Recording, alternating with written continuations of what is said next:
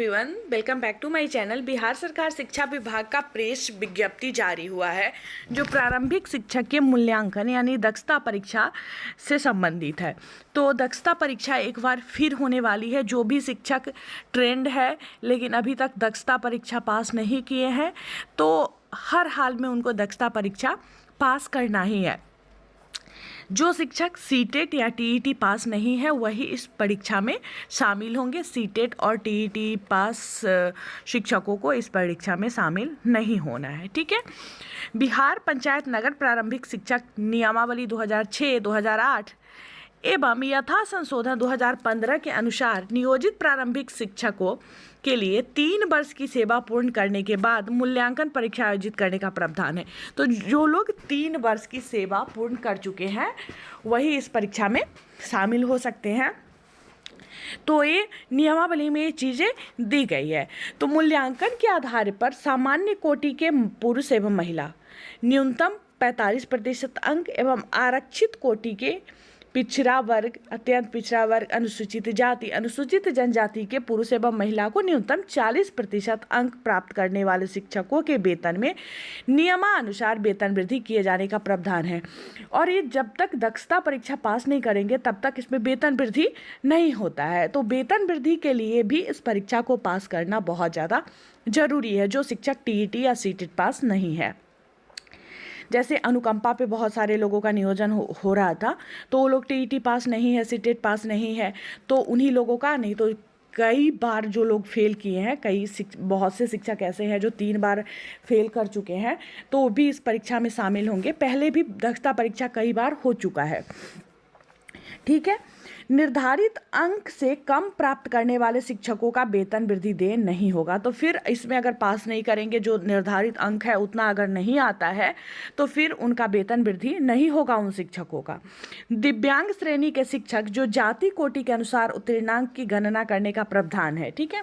उक्त प्रावधान के आलोक में राज्य शिक्षा शोध एवं प्रशिक्षण परिषद बिहार पटना द्वारा नियोजित शिक्षकों की प्रथम प्रारंभिक शिक्षक मूल्यांकन परीक्षा 15/10/2009, द्वितीय 20/2/2011। देखिए कब कब हुआ है दिया गया है। इसका पहला जो परीक्षा हुआ था 15/10/2009 को, फिर हुआ था 20/2/2011 को, तृतीय हुआ था 19/10/2013 को, फिर चतुर्थ हुआ था 19/7/2016 को आयोजित किया गया था। राज्य शिक्षा शोध एवं प्रशिक्षण परिषद बिहार पटना द्वारा दिनांक 23/4/2023 को पंचम दक्षता परीक्षा आयोजित किया जा रहा है।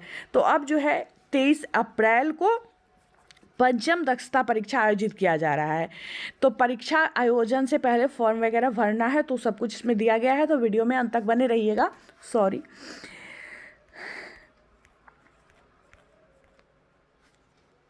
उक्त प्रावधान के परीक्षा आयोजन निम्नांकित निर्देश दिए जाते हैं। परीक्षा आयोजन के लिए निर्देश दिया गया है यहाँ पे। यह दक्षता परीक्षा राज्य शिक्षा शोध एवं प्रशिक्षण परिषद बिहार पटना द्वारा पटना स्थित निर्धारित विभिन्न परीक्षा केंद्रों पर दिनांक 23/4/2023 को पूर्वाह्न 12 बजे से अपराह्न 2 बजे तक आयोजित होगा। तो 12 बजे से लेकर 2 बजे तक यह परीक्षा जो है आयोजित किया जाएगा। परीक्षा का आयोजन निम्न कार्यक्रम अनुसार की जाएगी। परीक्षा में सम्मिलित होने वाले शिक्षकों के SCERT पटना के वेबसाइट पर ऑनलाइन एप्लीकेशन भरने की तिथि जो है वो 25/2/2023 से शुरू हो रही है और 11/3/2023 तक है। शिक्षकों के द्वारा भरे हुए एप्लीकेशन फॉर्म के प्रिंट कॉपी का विद्यालय प्राचार्य द्वारा सत्यापित करते हुए जिला शिक्षा पदाधिकारी कार्यालय में जमा करने की तिथि 25/2/2023 से शुरू हो रही है और 13/3/2023 तक होगी। जिला शिक्षा पदाधिकारी द्वारा संबंधित प्राचार्य द्वारा जमा किए गए आवेदन पत्र का प्रिंट कॉपी के आधार पर SCERT पटना के वेबसाइट पर ऑनलाइन वेरिफिकेशन की तिथि 27/2/2023 से शुरू हो रही है और 15/3/2023 तक होगी। ऑनलाइन प्रवेश पत्र प्राप्त करना 13/4/2023 से लेकर 23/4/2023 2023 तक। परीक्षा की तिथि 23/4/2023।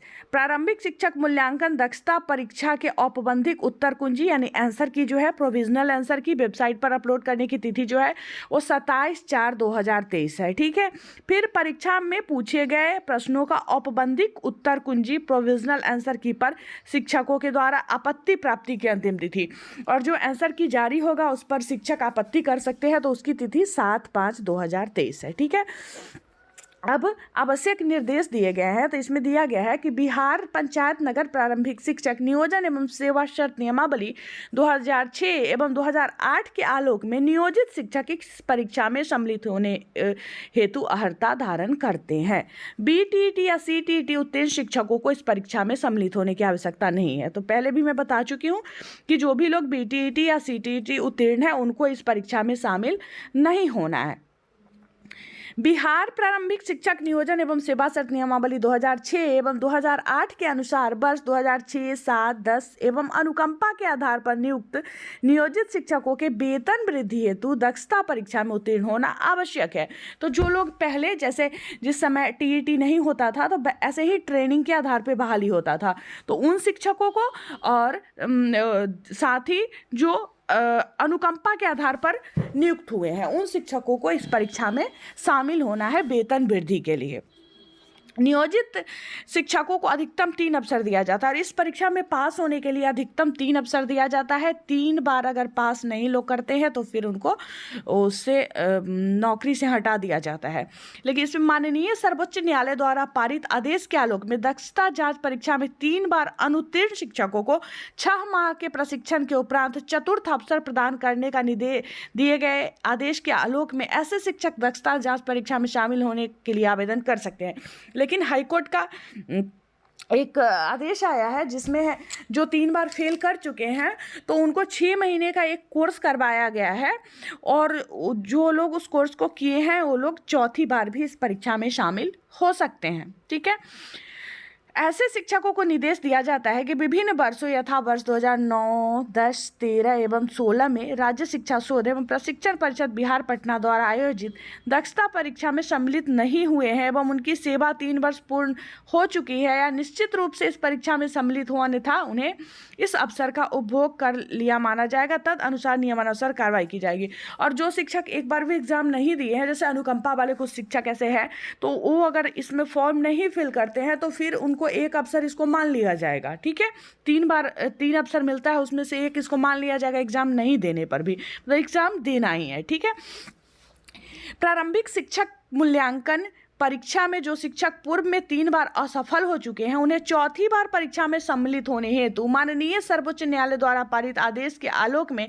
एक अतिरिक्त अवसर प्रदान किया जा रहा है। जो शिक्षक दिनांक 23/4/2023 रविवार को आयोजित होने वाली परीक्षा में किसी कारणवश सम्मिलित नहीं होते हैं अथवा असफल हो जाते हैं तो उन्हें बिहार नगर प्रारंभिक शिक्षक नियमावली 2006, 8 एवं यथा संशोधित 2015 के अनुसार नियोजित प्रारंभिक शिक्षक को अवसर की गणना करते हुए सेवा से हटा दिया जाएगा। अगर वो एग्ज़ाम नहीं देते हैं इस बार चौथी बार या फिर फेल कर जाते हैं तो फिर उनको नौकरी से हटा दिया जाएगा। इस परीक्षा में उत्तीर्ण शिक्षकों को उत्तीर्णता की तिथि से वेतन वृद्धि का लाभ दिया जाएगा, और जब वो उत्तीर्ण हो जाएंगे उस तिथि से इनको वेतन वृद्धि का लाभ जो है वो दिया जाएगा। वैसे शिक्षक जो पूर्व परीक्षा में कदाचार के आरोप में निष्कासित हो चुके हैं अथवा किसी कारणवश परीक्षा में सम्मिलित नहीं हो पाए हैं, वैसे शिक्षक भी परीक्षा में सम्मिलित होंगे। यदि किसी कारणवश शामिल नहीं होते हैं तो उन्हें अवसर का उपभोग मांगकर गणना की जाएगा, और नहीं देंगे तो भी अवसर का उपभोग ही माना जाएगा। ठीक है, वैसे शिक्षक जिनकी सेवा 3 वर्ष पूर्ण हो चुकी है एवं किसी कारणवश आवेदन नहीं भरते हैं अथवा परीक्षा में किसी कारणवश सम्मिलित नहीं होते हैं तो वैसे शिक्षकों के अवसर की गणना करते हुए नियमानुसार अग्रतर कार्रवाई की जाएगी। शामिल इसमें होना ही है, आप नहीं भी होते हैं तो भी ये ऐड कर लिया जाएगा कि आप शामिल हुए हैं। ठीक है, विगत वर्षों के परीक्षाओं में कुछ आवेदकों के द्वारा अपने मूल आवेदन पत्र में सामान्य श्रेणी अंकित किया गया था। परीक्षाफल प्रकाशन के उपरांत कुछ शिक्षकों के द्वारा जाति कोटि में संशोधन हेतु आवेदन दिया गया।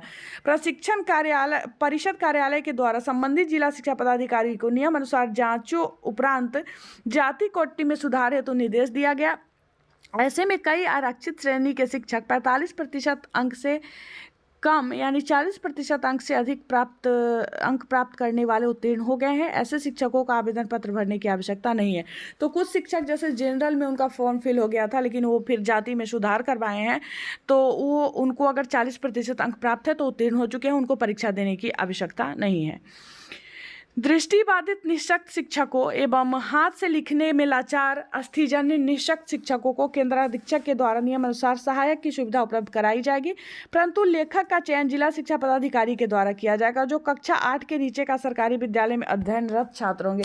तो इसमें मतलब जो 8 क्लास से नीचे के बच्चे होंगे वही इसमें शामिल हो सकते हैं। सहायक का लाभ इसी शर्त पर दिया जाएगा जब सक्षम पदाधिकारी द्वारा निर्गत दिव्यांगता प्रमाण पत्र की मूल प्रति हो। दुर्घटनाग्रस्त शिक्षकों को सहायक का लाभ नहीं दिया जाएगा। तो ये जिसके पास दिव्यांगता प्रमाण पत्र है वही राइटर रख सकते हैं। सामान्य शिक्षक, शारीरिक शिक्षक और उर्दू शिक्षक के लिए प्रश्न पुस्तिका अलग अलग होंगे। उर्दू शिक्षक के लिए प्रश्न पुस्तिका उर्दू भाषा में रहेगा। परीक्षार्थियों को परीक्षा भवन में अपने साथ किताब, चिट पुर्जा, मोबाइल फोन, कैलकुलेटर, गणितीय या भौतिक चार्ट इत्यादि का उपयोग वर्जित है। कदाचार के आरोप में पकड़े जाने पर नियमानुसार अनुशासनिक विभागीय कार्रवाई की जाएगी। शिक्षकों के शिक्षक कोटि अथवा जाति कोटि का निर्धारण मूल आवेदन पत्र के आधार पर किया जाएगा। भविष्य में शिक्षक कोटि अथवा जाति कोटि में सुधार नहीं किया जाएगा। अगर आवेदन पत्र में जाति कोटि अथवा शिक्षक कोटि में गलत सूचना अंकित करते हैं तो इसके लिए शिक्षक स्वयं जिम्मेदार होंगे। तदनुसार अनुशासनिक कार्रवाई की जाएगी। तो बहुत बारीकी से फॉर्म फिल करिएगा। अगर कुछ गलती होता है तो उसके लिए शिक्षक ही जिम्मेवार है, ठीक है।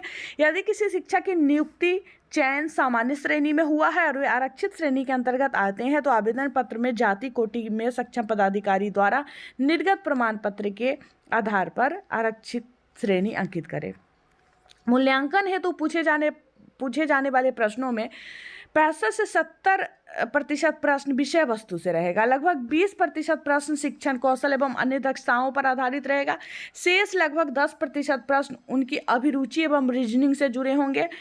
प्रश्न राज्य सरकार द्वारा अनुमोदित कक्षा 1 से 8 के पाठ्यक्रम के आधार पर होंगे, परंतु बच्चों का कठिनाई स्तर एवं लगाव माध्यमिक स्तर के होंगे। तो 8 क्लास तक का पाठ्यक्रम जो है उसी के आधार पे प्रश्न पत्र रहेगा।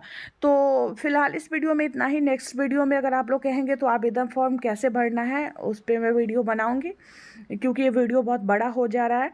तो मिलती हूँ मैं फिर आप लोगों से नेक्स्ट वीडियो में। जो भी लोग चैनल पे नए आ रहे हैं, पहली बार वीडियो को देख रहे हैं, तो चैनल को सब्सक्राइब करके बेल आइकन को ज़रूर दबा लें, ताकि जब भी नया वीडियो आएगा नोटिफिकेशन सबसे पहले आपको मिलेगा। वीडियो पसंद आया तो लाइक करें और हमारे साथ बने रहे। वीडियो देखने के लिए बहुत बहुत धन्यवाद।